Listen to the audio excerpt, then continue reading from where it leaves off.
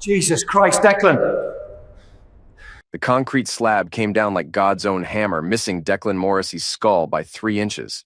The dust cloud that followed tasted like chalk and betrayal, though he wouldn't understand the second flavor until later that evening. He rolled out from under the collapsed section of the Riverside Tunnel, hard hat cracked down the middle, emergency flashlight spinning circles of light across the debris. 23 years as a structural engineer for the city, and this was the closest he'd come to being buried alive. The irony wasn't lost on him. He'd signed off on this very tunnel's safety inspection just 6 months ago. Jesus Christ, Declan, Tommy Fitzpatrick's voice echoed from the entrance. You alive in there? Still breathing, Declan called back, brushing concrete dust from his jacket. His hands shook slightly, not from fear, but from the adrenaline rush of survival. At 48, he'd learned to recognize the difference. The drive home took longer than usual. Rain had started falling, turning the October evening into a mess of headlights and brake lights. Declan used the time to center himself, the way he always did after a close call. By the time he pulled into the driveway of his modest colonial on Maple Street, the shaking had stopped. The house looked warm and inviting, golden light spilling from the windows. Through the kitchen window, he could see his wife Camille moving around, preparing dinner. After 19 years of marriage, he still felt a small surge of gratitude seeing her there. She'd been working late shifts at the orthopedic hospital more often lately, and these quiet evenings together had become precious. There's the conquering hero, Camille said as he walked through the door. She was stirring something that smelled like beef stew, her auburn hair pulled back in a practical ponytail. At 45, she'd kept herself in excellent shape, a requirement, she always said, for 12-hour shifts on her feet. Conquering what? Declan hung his jacket on the hook by the door and loosened his tie. The infrastructure of our fine city. Eva called. She got the promotion at the marketing firm. Senior account manager. Camille's smile was genuine, the kind that had made him fall for her in the first place. She's taking us out to dinner this weekend to celebrate. Their eldest daughter had been struggling to make it in Philadelphia's competitive marketing world. The promotion meant she could finally stop worrying about her mortgage payments, the ones Declan had been quietly supplementing for the past year. That's fantastic news. He meant it. Eva had inherited his work ethic and Camille's social intelligence. What about Isabel? How's freshman year treating her? You know how she is. Calls when she needs money, otherwise we get radio silence. Camille ladled stew into 2 bowls. She's 18, Declan. It's normal? Normal. The word had become their family's unofficial motto. Normal mortgage payments, normal college tuition, normal marriage. Declan had built his entire life around being normal, reliable, steady. It was what had attracted Camille to him in the first place, or so she'd told him on their 3rd date, 20 years ago. I almost got crushed by a concrete slab today, he said, settling into his chair at the kitchen table. Camille paused, spoon halfway to her mouth. What? Tunnel inspection, section collapse, missed me by inches. He took a bite of stew, savoring the warmth. Makes you think about mortality. Oh my God, Declan, are you hurt? She reached across the table to touch his hand. Just shaken up. But it got me thinking, maybe we should take that vacation we've been talking about. Costa Rica, remember? The one we saw in that travel magazine. Something flickered across Camille's face, so quickly he almost missed it. Annoyance? Frustration? It was gone before he could be sure. We can't afford Costa Rica right now, she said. Not with Ava's situation and Isabel's tuition. We could make it work. Life's short, Camille. Today proved that life's also expensive. Her tone had shifted, becoming slightly sharper. Some of us have to be practical. The comment stung, but Declan let it slide. Camille had been working double shifts lately, picking up extra administrative duties at the hospital. She was tired, stressed. He understood. After dinner, they settled into their usual routine. Camille retreated to her home office to catch up on paperwork while Declan channel surfed in the living room. The near-end experience had left him restless, unable to focus on the mindless sitcoms Camille usually enjoyed.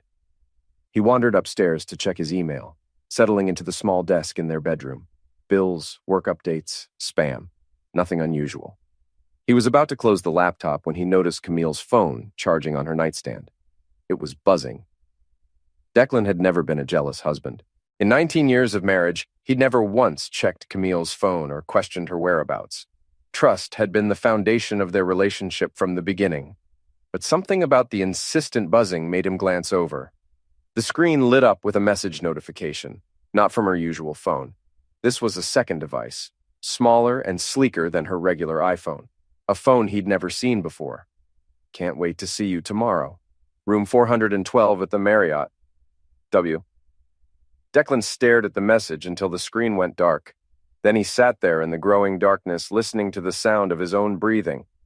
23 years of engineering had taught him to methodically analyze problems. First, gather data, then form hypotheses. Finally, test conclusions. The data was limited but clear. Camille had a second phone. Someone named W was meeting her at a hotel room. The timing suggested a pattern. Her recent late nights, the extra shifts she'd mentioned. Declan's hands moved with practiced efficiency. He opened his laptop and began searching. Hotel reservations could be traced, phone records could be subpoenaed, financial records could be analyzed, but first, he needed more information. He crept downstairs, avoiding the creaky step third from the bottom. Camille's office door was closed, soft light spilling from underneath. He could hear her typing, the sound rhythmic and focused. Her purse sat on his kitchen counter where she'd left it. Inside, he found her regular phone, wallet, and keys. Nothing unusual, but as he started to close the purse, his fingers found something else. A small piece of paper tucked into the side pocket. A hotel receipt. The Marriott downtown. 3 nights ago. Room 412. Declan photographed the receipt with his phone, then carefully placed it back where he'd found it. His engineering mind was already working through the implications, calculating angles and stresses, points of failure. The next morning, Camille left for work earlier than usual. She kissed him goodbye at the door, the same quick peck she'd given him every morning for 19 years. But this time, Declan noticed things he'd missed before. The way her eyes didn't quite meet his. The slight tremor in her voice when she said she'd be working late again. "Another double shift?" he asked. Dr. Klein scheduled an emergency board meeting. Budget review. She adjusted her purse strap, the same purse that had held the hotel receipt. "Don't wait up." After she left, Declan sat at the kitchen table with his coffee and planned his day. He had 3 tunnel inspections scheduled, routine work that would keep his hands busy while his mind processed what he'd discovered. But first, he made a phone call. "Fitzpatrick Investigations," a gravelly voice answered. "Tommy, it's Declan Morrissey. I need to ask you about something." Tommy Fitzpatrick had been Declan's college roommate before becoming a private investigator. They'd stayed in touch over the years, meeting for drinks every few months to complain about the Phillies and their aging bodies. "What's going on, Dec?" "Hypothetically speaking, if someone wanted to verify certain activities, what would be the best approach?" "Hypothetically speaking, you sound like a man who's found something he wishes he hadn't." Declan said nothing. "Meet me at Flanagan's after work," Tommy said. "We'll talk." The day passed in a blur of concrete and measurements. Declan went through the motions of his inspections, but his mind kept returning to the hotel receipt, the mysterious phone, the message from W. By evening, he'd formed a working hypothesis. Camille was having an affair. The evidence was circumstantial but compelling. The question now was what to do about it. Flanagan's was crowded with the usual after-work crowd. City employees, contractors, a few cops from the local precinct. Declan found Tommy in their usual booth, nursing a beer and reading the sports section. "You look like hell," Tommy said without looking up. "Feel worse." Declan ordered a whiskey, neat. "I need your help." Tommy folded his newspaper and leaned forward. "What kind of help?" Declan told him about the phone, the hotel receipt, the pattern of late nights. Tommy listened without interruption, occasionally nodding or making notes on a cocktail napkin. "Dr. Klein," Tommy said when Declan finished. "That's got to be Wesley Klein, head of orthopedics at Riverside General, divorced about 6 months ago, messy settlement. You know him?" "Know of him. His ex-wife hired me to document his assets during the divorce proceedings. Guy's got a reputation for being ambitious." "Ambitious how?" "Let's just say he's not shy about mixing business with pleasure. Hospital administration's been keeping a close eye on him since the divorce." Declan finished his whiskey and ordered another. "I need to know for sure, Tommy. I need evidence." "Evidence for what? Divorce proceedings?" "Maybe. Or maybe I just need to know how deep this goes." Tommy studied his friend's face. "Dec, you're not thinking clearly right now. You're hurt and angry, and that's natural. But don't do anything stupid." "Define stupid." "Anything that lands you in jail or dead. Trust me on this." Revenge is a luxury most people can't afford. Declan nodded, but his mind was already moving ahead, calculating angles, measuring stresses. Every structure had a breaking point. Every system had vulnerabilities. "I'll be careful," he said. Famous last words. That night, Declan lay in bed listening to Camille's breathing. She'd come home after midnight, sliding into bed quietly and mumbling something about the board meeting running late. In the darkness, he could smell hotel soap on her skin. He waited until her breathing became regular, then carefully extracted himself from the bed. The second phone was still on her nightstand, charging silently. Declan picked it up and scrolled through the messages. The conversation history painted a clear picture. Wesley Klein had been pursuing Camille for months, since shortly after his divorce. The messages progressed from professional courtesy to personal interest to explicit arrangements, hotel rooms, restaurant reservations, intimate details that made Declan's stomach turn. But it was the tone that hurt most. In the messages, Camille sounded like a different person. Playful, flirtatious, alive in a way she hadn't been with him in years. She called Wesley brilliant and exciting. She complained about her boring home life and her predictable husband.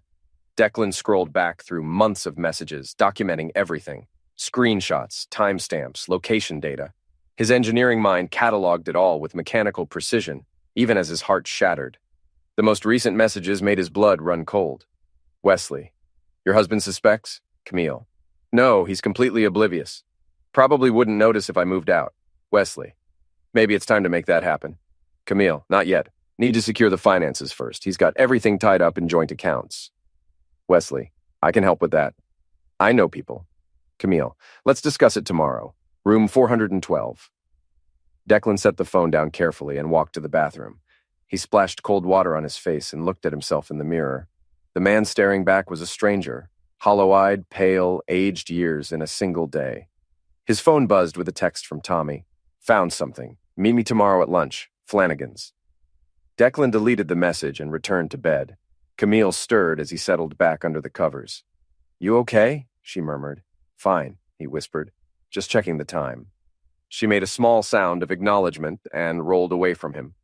Within minutes, she was asleep again, leaving Declan alone with his thoughts and the weight of what he'd discovered. The next day crawled by with agonizing slowness. Declan went through his morning routine on autopilot. Shower, coffee, kiss goodbye from his cheating wife. At work, he buried himself in reports and calculations, anything to keep his mind occupied. At lunch, he met Tommy at Flanagan's. The bar was less crowded than the night before, mostly city workers grabbing quick meals between shifts. "I've got good news and bad news," Tommy said, sliding a manila envelope across the table. "The good news is your wife's boyfriend is in trouble. The bad news is he's taking her down with him." Declan opened the envelope. Inside were financial records, hospital documents, and surveillance photos. The pictures showed Camille and Wesley Klein entering and leaving the Marriott on multiple occasions over the past 3 months. "Hospital's been investigating Klein for Medicare fraud," Tommy explained, "falsifying surgery records, billing for procedures that never happened. They're building a case against him." "What does this have to do with Camille?" "She's been helping him. Hospital records show she's been accessing patient files she shouldn't have access to, backdating procedure authorizations. If they can prove she's been involved, she's looking at criminal charges." Declan stared at the photos. In one, Camille was laughing at something Wesley had said, her face bright with an expression Declan hadn't seen in years. In another, they were holding hands across a restaurant table, looking like any other couple in love. "How long have you known?" Tommy asked. 2 days. Since I found her second phone." "What are you going to do?" Declan closed the envelope and met his friend's eyes. "I'm going to protect myself." No, Tommy, listen to me. She's been planning to leave me. She's been stealing from the hospital. She's been lying to me for months, maybe years. And I'm supposed to what, pretend it never happened? I'm saying don't do anything that'll destroy your life too." "My life's already destroyed." Declan stood up, envelope in hand. "I'm just deciding what to build from the ashes." That afternoon, Declan visited his lawyer. James Morrison had handled the family's legal affairs for years. Wills, real estate transactions, the occasional contract dispute. He was a steady, unflappable man who'd built his practice on discretion and thorough preparation. "I need to discuss divorce proceedings," Declan said without preamble. Morrison set down his coffee and reached for a legal pad. "I'm sorry to hear that, Declan." What are the grounds? Infidelity, fraud, take your pick. Declan laid out the evidence, the phone records, the hotel receipts, the hospital investigation. Morrison listened carefully, taking notes and asking pointed questions about dates, financial accounts, and potential asset disputes. This is serious, Morrison said when Declan finished. If your wife is involved in the Medicare fraud, she could be facing federal charges. That changes everything. How so? Criminal conviction affects spousal support, asset division, everything. But Declan, you need to be very careful about how you proceed. Any appearance of vigilante justice could backfire badly. I'm not looking for vigilante justice. I'm looking for actual justice. Morrison nodded slowly. I'll file the preliminary paperwork, but I want you to promise me something. Don't confront your wife directly. Don't do anything that could be construed as intimidation or maltreatment. Let the legal system work. Of course, Declan said, but as he left the lawyer's office, his mind was already working through other possibilities. That evening, Camille came home at her usual time, no mention of working late. She seemed relaxed, almost cheerful, as she prepared dinner and talked about her day. How was your meeting with the contractors? She asked, seasoning chicken for their dinner. Productive. We're moving forward with the Riverside project. That's the tunnel that collapsed? Different section. The whole system needs reinforcement. Camille nodded absently, but Declan could see her attention was elsewhere. She kept glancing at her phone, waiting for messages that never came. Wesley Klein was probably busy covering his tracks, preparing for the investigation that was closing in on him. Camille, Declan said carefully, is everything okay at work? You seem distracted lately. She looked up sharply. What do you mean? Just that you've been working so many extra hours. The board meetings, the administrative duties, it's a lot of pressure. It's fine, just busy. She turned back to the stove, but her shoulders were tense. Why do you ask? No reason, I worry about you, that's all. Well, don't. I can take care of myself. The edge in her voice was new, or maybe Declan was just hearing it clearly for the first time. How long had she been building walls between them? How long had she been planning her escape? After dinner, Camille retreated to her office again. Declan waited an hour, then quietly climbed the stairs to their bedroom. The second phone was there, as usual, but this time it was buzzing with multiple messages. Wesley was panicking. The hospital had called him in for a meeting tomorrow morning. He wanted to see Camille tonight, needed to discuss damage control. The messages were frantic, desperate. Camille's responses were calmer, but equally urgent. She would meet him at the usual place. They needed to get their story straight. Most importantly, they needed to figure out how to protect themselves. Declan scrolled through the messages, documenting everything. Then he made a decision that would change the trajectory of his life forever. He called Tommy. I need you to follow them tonight, he said. Document everything, video if possible. Dec, I don't think... Tommy, they're meeting to destroy evidence. If we don't act now, they'll cover their tracks and disappear. What are you going to do? What I should have done from the beginning. I'm going to tell the truth. An hour later, Declan watched from his bedroom window as Camille left the house. She'd told him she was going to check on her mother, but he knew she was driving to the Marriott to meet her lover and co-conspirator. He waited 10 minutes, then made his first call. Hospital security? This is Declan Morrissey. I need to report suspected Medicare fraud involving Dr. Wesley Klein and nurse administrator Camille Morrissey. The security director listened carefully as Declan explained what he'd discovered. Financial irregularities, unauthorized access to patient records, systematic billing fraud. He had documentation, he said, evidence that could prove criminal activity. We'll need you to come in tomorrow morning, the director said. Bring everything you have. The second call was to the FBI's healthcare fraud tip line. A federal crime required federal investigation. Declan provided the same information, along with details about the conspiracy to destroy evidence. The third call was to Eva. Dad? What's wrong? It's almost midnight. I need you to come home, Eva. There's something important we need to discuss. Is Mom okay? Did something happen? Your mother is fine, but our family is about to face some challenges. I need you and your sister to understand what's happening before you hear it from someone else. You're scaring me, Dad. I'm sorry, sweetheart, but I promise you, everything I'm doing is to protect this family. Can you drive down tomorrow? Yes, I can be there by noon. Thank you. And Eva, I love you. I need you to remember that, no matter what happens next. The fourth call was to Isabel's dorm room. She was less receptive than her older sister, annoyed at being woken up and suspicious of the late-night family meeting. But she agreed to come home for the weekend. Declan's final call was to his mother. Martha Morrissey had been widowed for 5 years, living alone in the house where Declan had grown up. At 72, she was still sharp, still opinionated, still the moral center of the family's universe. "Declan? What's wrong?"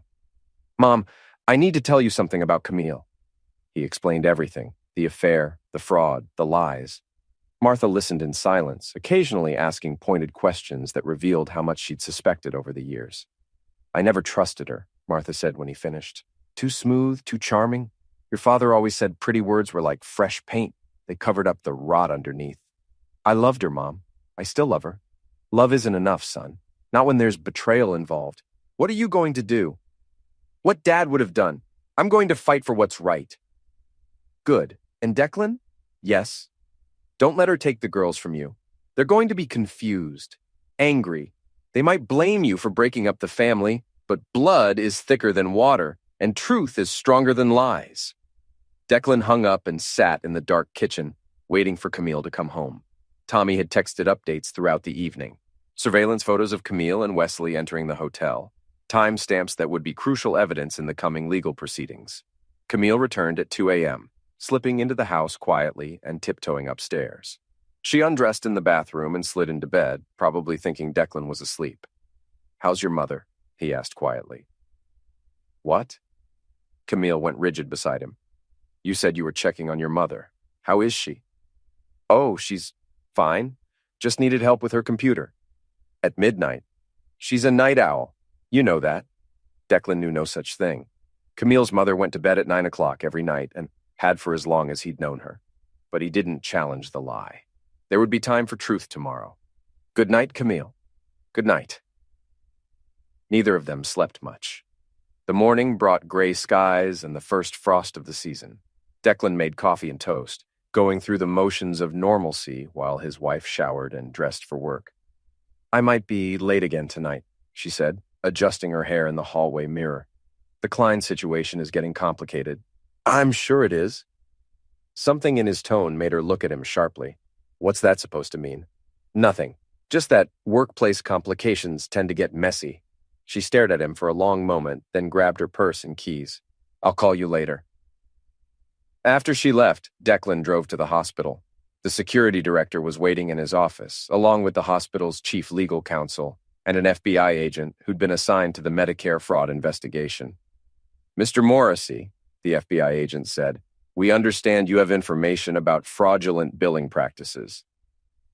For the next 3 hours, Declan laid out everything he'd discovered: the unauthorized access to patient records, the falsified procedure codes, the systematic billing fraud that had been going on for months.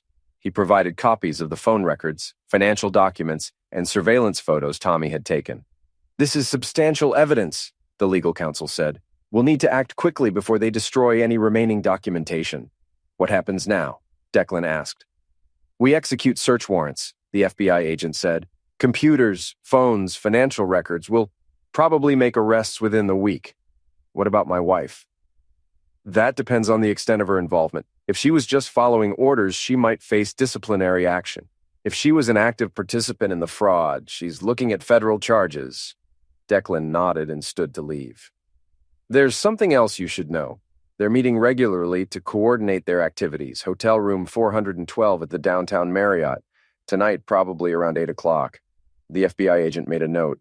We'll have surveillance in place." Declan left the hospital and drove home to wait for his daughters. Ava arrived first, her usual confidence replaced by obvious worry. "Dad, what's going on? You sounded terrible on the phone." "Sit down, sweetheart. We need to talk." Isabel arrived an hour later, still in her college sweatshirt and looking like she'd rather be anywhere else. At 18, she'd developed the selective hearing and defensive attitude that came with freshman year independence. "This better be important," she said, dropping her backpack by the door. "I've got a paper due Monday." "It's important," Declan said. "Sit down." He told them everything: the affair, the fraud, the investigation. Ava listened with growing horror, asking questions and trying to understand the implications. Isabel sat in stony silence, her face revealing nothing. "So you're divorcing Mom," Eva said when he finished. "Yes." Because she cheated on you. Because she betrayed our family in every way possible. This is BS, Isabel said suddenly. You're destroying our family because you're jealous. I'm not destroying anything, Isabel. Your mother did that when she chose to lie and steal and cheat. Maybe she wouldn't have cheated if you weren't so boring. The words hit Declan like a physical blow. Eva gasped, but Isabel continued, her voice gaining strength and cruelty. You think you're so noble, but you're just a coward. Mom deserves better than spending her life with someone who can't even afford to take her on vacation. Isabel, stop, Eva said. No, I won't stop. Dad, you're pathetic. You sit there with your spreadsheets and your boring job, and you wonder why Mom looked for excitement somewhere else. You drove her away. Declan felt something cold settle in his chest. I see. And now you're trying to destroy her career because you can't handle the fact that she found someone better than you. Someone better, Declan repeated. Someone who steals from sick people. You don't know what really happened. You're just making assumptions. I have evidence, Isabel. Documented proof. Then you're a sick person for spying on your own wife. Eva tried to intervene, but Isabel was on a roll, her 18-year-old righteousness and the college freshman confidence combining into something cruel and cutting. You know what, Dad? I'm glad Mom found someone who appreciates her. She's been miserable with you for years. We all saw it. We? Mom, me, Eva, even Grandma Martha. We all talked about how you were holding her back, how she deserved better. Grandma Martha even suggested Mom should look for someone who could make her happy. Declan felt the world shift beneath his feet. Grandma Martha said that? She said marriage was about finding joy, not just settling for security. She said Mom should experiment, see what else was out there. The room fell silent.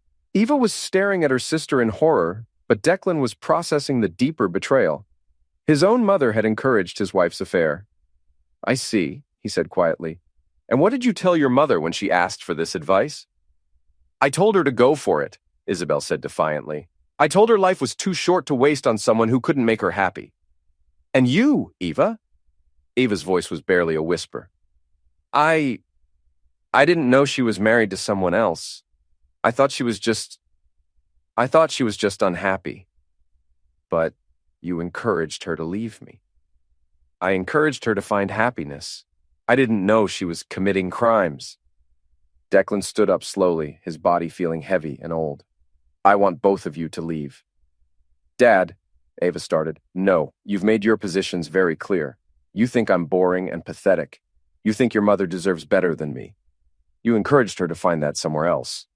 His voice was calm, almost conversational. So now you can live with the consequences of that advice.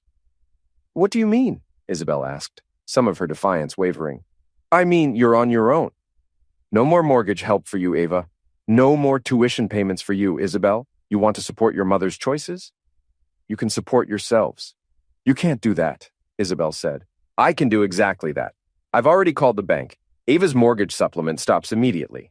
Isabel, your next semester's tuition is due in January. You'll need to find your own funding. That's not fair, Eva said, tears starting to fall. We're your daughters. You're your mother's daughters, Declan corrected.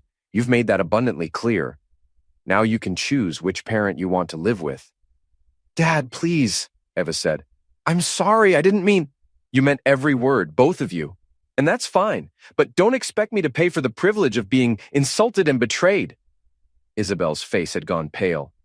You're really going to destroy our family over this?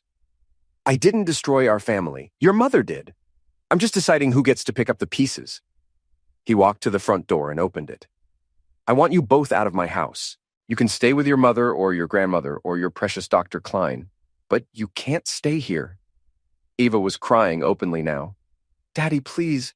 I'm sorry, I didn't understand. You understood perfectly. You just didn't think there would be consequences. But I need help with the mortgage. I can't afford... Then you'll lose the house.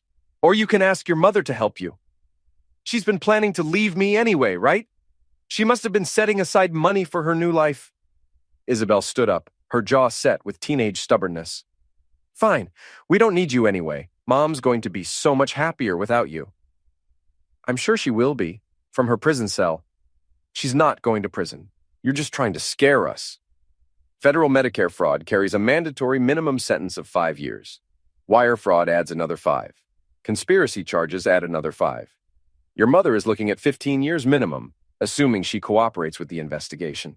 The color drained from Isabel's face. You're lying.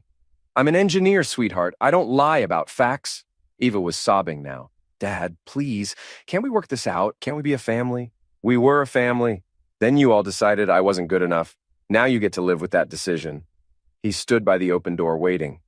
After a long moment, Eva gathered her purse and keys, still crying. Isabel followed, her face set in an expression of defiant hatred. I'll never forgive you for this, she said as she passed him. I'll never forgive you either, Declan replied. So we're even. He closed the door behind them and walked to the kitchen window. He watched as they argued beside Eva's car, probably trying to decide where to go. Finally, they drove away together, leaving Declan alone in the house he'd bought for his family. He poured himself a drink and sat at the kitchen table, processing what had happened. In the space of 24 hours, he'd lost his wife, his daughters, and his mother. But for the first time in years, he felt completely clear about what he needed to do. His phone buzzed with a text from Tommy. FBI arrested Klein at the hotel. Camille in custody. Call me. Declan deleted the message and poured another drink. Then he called his lawyer. Morrison, it's Declan. I need you to accelerate the divorce proceedings, and I need you to remove my daughters from my will. Declan, are you sure about this? You're going through a traumatic... I'm sure. They've made their choice. Now I'm making mine. What about your mother? What about her? Are you going to tell her what happened? Declan considered this. Yes, but not tonight. Tonight I'm going to sit in my house and enjoy the quiet. For the first time in months, Declan felt peace. The waiting was over. The pretending was over. The marriage was over. The war was just beginning. The next morning brought news coverage of the arrests. Dr. Wesley Klein and nurse administrator Camille Morrissey had been charged with conspiracy to commit Medicare fraud, wire fraud, and theft of government funds. The local news ran their mugshots, Klein looking haggard and desperate, Camille looking shocked and disbelieving. Declan's phone rang constantly. Reporters, neighbors, co-workers, family friends. He ignored them all. Instead, he drove to his mother's house. Martha Morrissey was waiting for him, having seen the news coverage. She opened the door before he could knock, her face grave and guilty. I heard, she said simply. Did you? Declan stepped inside, noting how small and frail his mother looked. Did you hear that your advice to my wife has resulted in federal charges? Martha closed the door and walked to her kitchen. I never told her to commit crimes. But you told her to find someone else. You told her to experiment. You encouraged her to betray her marriage vows. I told her to find happiness. At my expense. Martha turned to face him, her chin raised in defiance despite her obvious guilt. You were making her miserable, Declan. She came to me crying, saying she felt trapped, saying she needed more than what you were giving her. So you told her to have an affair. I told her to consider her options. Marriage isn't a prison sentence. It's a commitment, a promise, something you and Dad taught me to honor. Your father and I had passion, Declan. We had fire, you and Camille had routine. The words cut deep because they contained a grain of truth. Declan had built his marriage on stability, reliability, trust. He'd thought those were virtues. So my daughters knew about this. They knew you were encouraging their mother to leave me. Martha's face crumpled slightly. They were worried about both of you. The girls love you, Declan. Funny way of showing it. They called me boring, pathetic, said Camille deserved better. They're young. They don't understand. They understand perfectly, just like you do. Declan moved toward the door. I want you to know that your advice has destroyed our family. Camille is facing 15 years in federal prison. Eva's going to lose her house. Isabel will have to drop out of college. And I'm filing for divorce. Declan, wait. No, Mom. I'm done waiting. I'm done being the steady, reliable, boring one. I'm done being taken for granted. What are you going to do? Declan paused at the door. I'm going to rebuild my life without any of you. He left his mother's house and drove to the courthouse. The divorce papers were ready for filing, along with restraining orders that would prevent Camille from accessing their joint accounts or returning to the house. The judge will want to schedule a hearing, Morrison explained. But given the criminal charges, this should be straightforward. You'll get the house, the retirement accounts, everything. What about spousal support? Criminal conviction eliminates her claim to alimony. She'll be lucky to avoid complete financial ruin. Declan signed the papers and walked out into the crisp autumn air. His phone buzzed with another call from Ava. but he sent it to voicemail. He was done being manipulated by tears and apologies. Instead, he drove to Tommy's office. "You look like a man with a plan," Tommy said, pouring coffee from a pot that looked like it hadn't been cleaned since the Clinton administration. "I need more information about Wesley Klein." "The guy's finished, Deck. Career over, medical license suspended, facing federal charges. What more do you want?" "I want to know how deep this goes, who else was involved, what other secrets he's hiding." Tommy leaned back in his chair. "You want revenge?"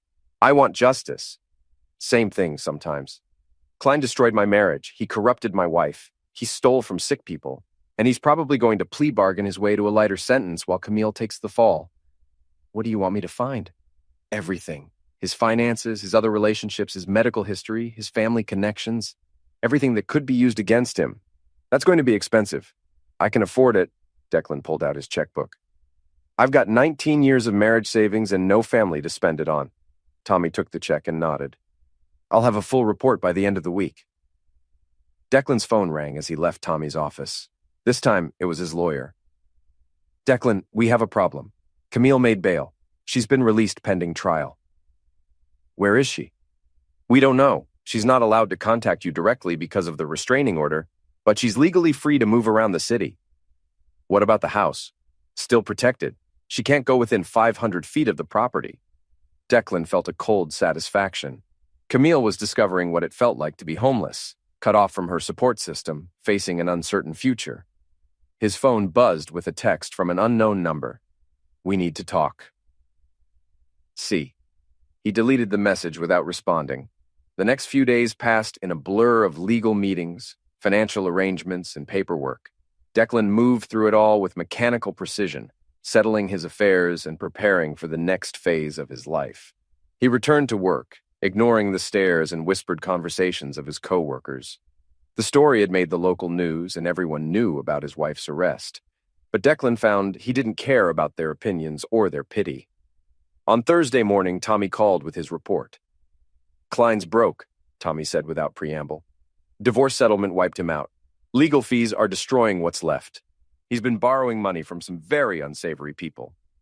"What kind of people?" "The kind who break legs when loans don't get repaid. Klein owes about $50,000 to a guy named Vincent Torino, small-time loan shark who operates out of South Philly." "Interesting." "Gets better. Klein's been selling prescription pills on the side. Oxycodone mostly, using his medical access to feed street dealers." "How long?" "At least 2 years, maybe longer." "Does Camille know about this?" "Hard to say, but some of the pill transactions were processed through the hospital's billing system. If she was helping with the Medicare fraud, she might have seen the prescription irregularities." Declan processed this information. Pill dealing carried much heavier penalties than fraud. If Klein was dealing, and if Camille knew about it, her legal situation was about to get much worse.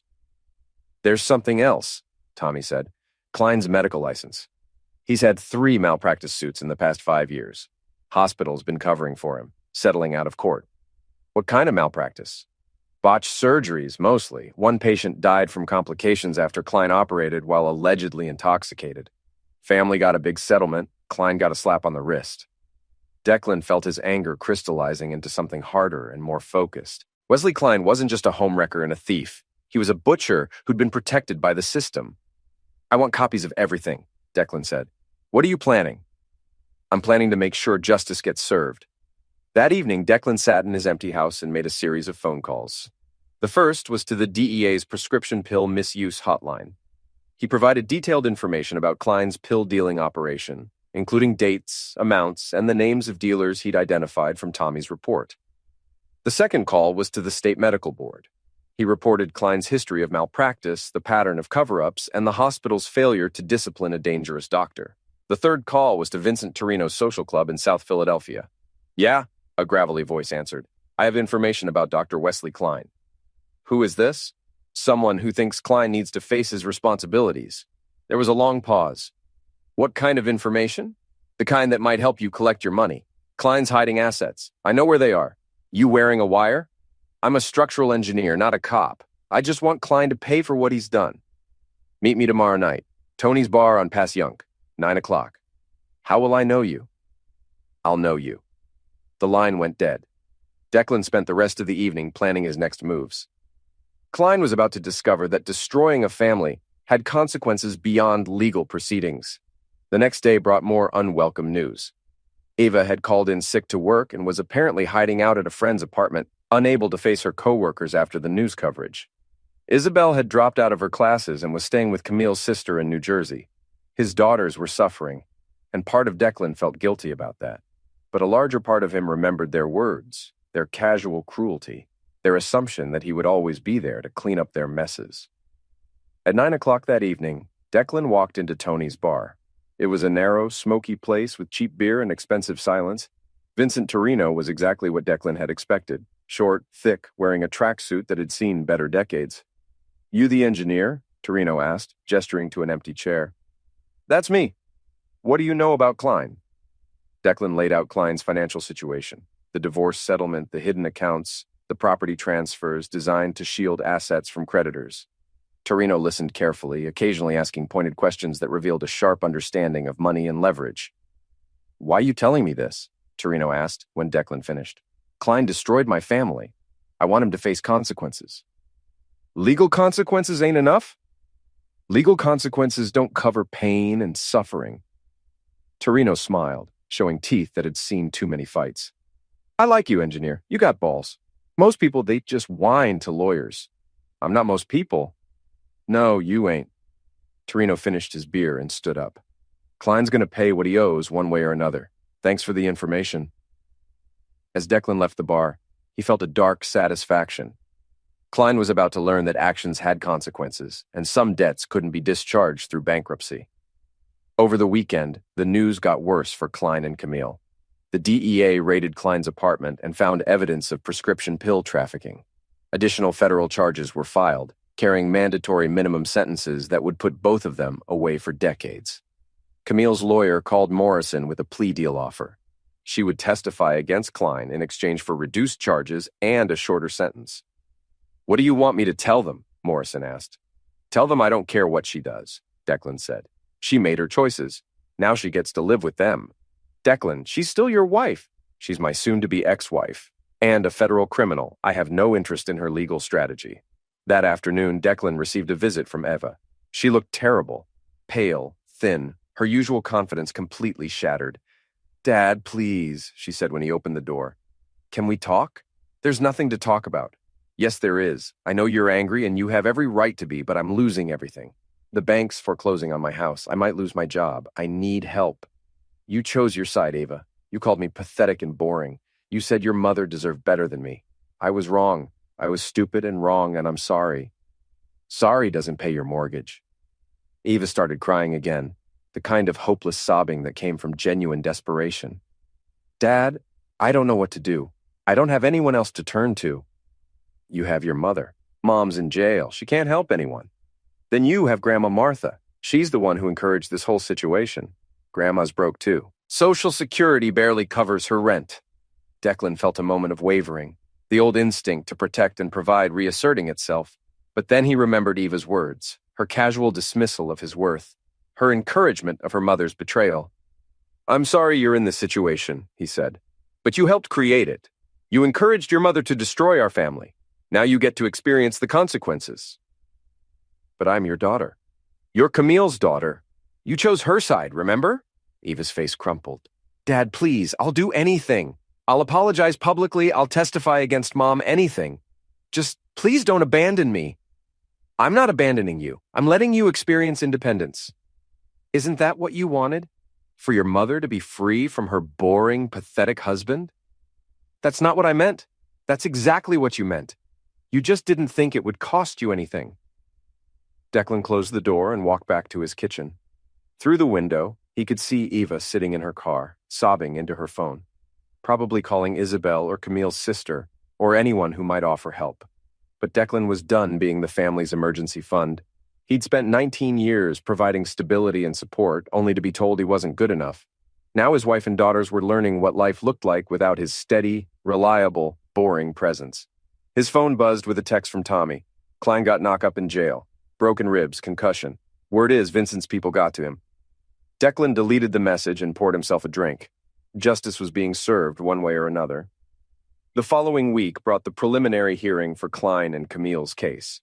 Declan attended, sitting in the back of the courtroom and watching as his wife shuffled in wearing an orange jumpsuit and shackles. She looked older, smaller, defeated. When her eyes met his across the courtroom, he saw desperation and pleading. But Declan felt nothing except cold satisfaction. The prosecutor laid out the charges: Medicare fraud, wire fraud, prescription pill trafficking, conspiracy, money laundering. The evidence was overwhelming. Phone records, financial documents, surveillance footage, witness testimony. Klein's lawyer argued for reduced bail, citing his client's medical condition after the jail attack. The judge was unsympathetic. Dr. Klein stands accused of stealing from sick people and dealing pills, the judge said. Bail is denied. Camille's lawyer made a similar argument, emphasizing her cooperation with the investigation and her status as a first-time offender. The judge set bail at $500,000, money that didn't exist. As the defendants were led away, Camille turned to look at Declan one more time. Her mouth formed the word please, but he simply stared back with empty eyes. Outside the courthouse, reporters tried to interview him. Declan ignored their questions and walked to his car. The story was simple enough. Trusted professionals had betrayed their oaths and stolen from vulnerable people. There was nothing more to add. That evening, Ava called again. "Dad, I saw the news coverage. Mom looked terrible." "Your mother is a federal criminal awaiting trial. How did you expect her to look?" "She's still my mother and your wife."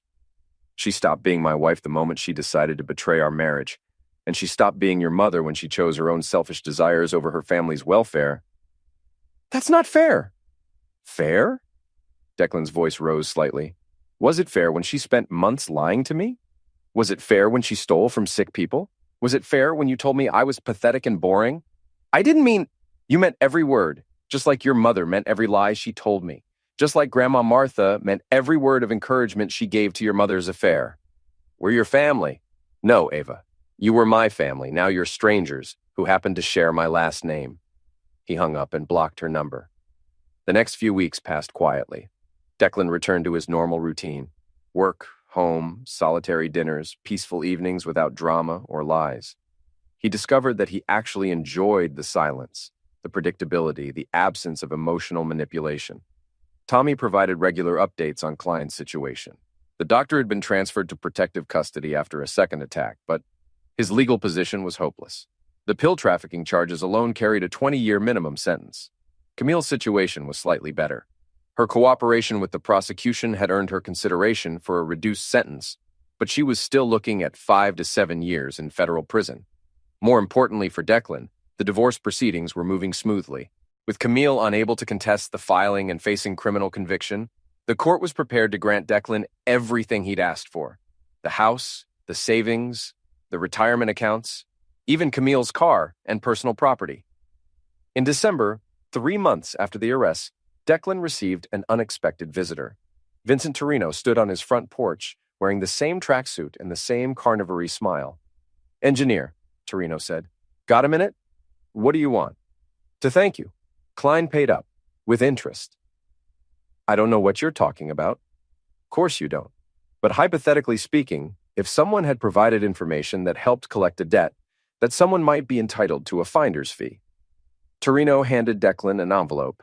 Hypothetically. Inside was $5,000 in cash. "I can't accept this," Declan said. "Sure you can. Think of it as compensation for services rendered, or a Christmas bonus, or whatever helps you sleep at night." Torino started to leave, then turned back.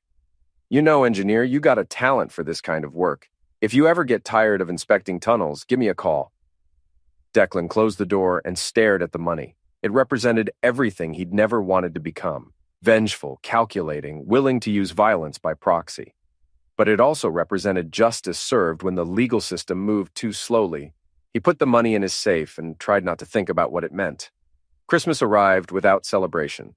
Declan spent the day alone, reading and watching old movies.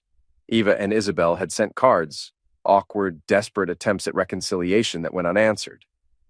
His mother called, her voice thin and uncertain. "Declan, it's Christmas." "I'm aware. Are you coming for dinner?" "No."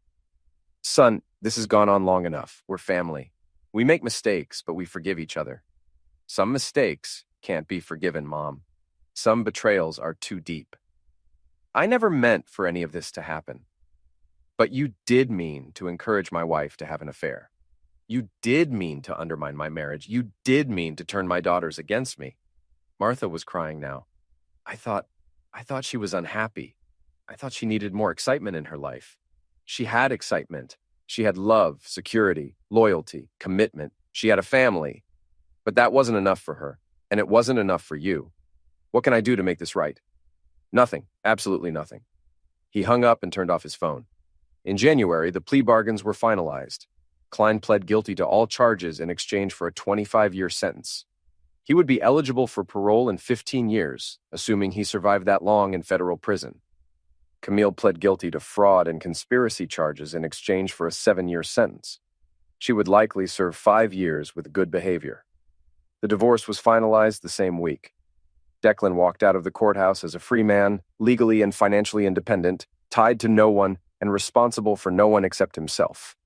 That evening, he drove to the Riverside Tunnel where his ordeal had begun 6 months earlier. The section that had collapsed had been repaired and reinforced. The tunnel was stronger now, more resistant to the stresses that had caused the original failure. Declan understood the metaphor. Sometimes structures needed to collapse completely before they could be rebuilt properly. His phone buzzed with a text from an unknown number. "Dad, it's Eva. I got your number from Uncle Mike. I'm sorry for everything. I know you probably won't read this, but I need you to know that losing you has been the worst part of this whole nightmare. I love you." Declan stared at the message for a long time. Part of him wanted to respond, to rebuild something from the wreckage of their relationship. But a larger part of him remembered the casual cruelty, the entitled expectation that he would always be there to fix their problems. He deleted the message and drove home to his empty house. Spring arrived with new construction projects and the promise of longer days. Declan had settled into his new routine: work, solitary dinners, evening walks, weekend projects around the house. He'd lost 30 pounds and gained a sense of purpose he hadn't felt in years. Tommy stopped by one evening with news. "Klein's dead," he said without preamble. "What?" "Found him in his cell this morning. Apparent self-destruction. Bedsheet noose." Declan felt nothing except mild curiosity. "Any note?" "Nothing official, but word is he couldn't handle the prospect of 25 years inside." "What about Camille?" "Still serving her time. Model prisoner, apparently. Could be out in 4 years." Declan nodded and offered Tommy a beer. They sat on the back porch, watching the sunset paint the sky in shades of orange and red. "You ever regret it?" Tommy asked. "The way things turned out?" "Regret what? Telling the truth? Refusing to be taken advantage of? Standing up for myself? Cutting off your family?" Declan considered this. "They cut me off first, Tommy. I just made it official. And if Eva or Isabel came to you tomorrow, genuinely sorry, wanting to rebuild, then they'd discover that some bridges, once burned, can't be rebuilt." Tommy nodded and finished his beer. "You've changed, Deck. You're harder now. I'm more honest now. I spent 48 years being what other people wanted me to be. Steady, reliable, forgiving. It nearly destroyed me. And now I'm what I choose to be, and I choose not to be anyone's safety net." As summer turned to fall, Declan received word that his mother had died. Heart attack. Quick and painless, according to the doctor. The funeral was small. A few church friends, some distant relatives, Eva and Isabel looking lost and alone. Declan watched from across the cemetery, far enough away to avoid conversation, but close enough to pay his respects. When the service ended, Eva started walking toward him, but he was already gone, disappearing into the crowd of mourners. Martha's will left everything to her granddaughters: the house, her savings, her personal effects. It wasn't much, but it was something. Declan felt no resentment about being excluded. His mother had made her choice, just as he'd made his. 2 years after the arrests, Declan received a letter from Camille.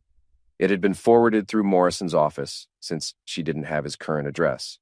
"Declan, I know you probably won't read this, but I need to try. I've had 2 years to think about what I did to you, to us, to our family.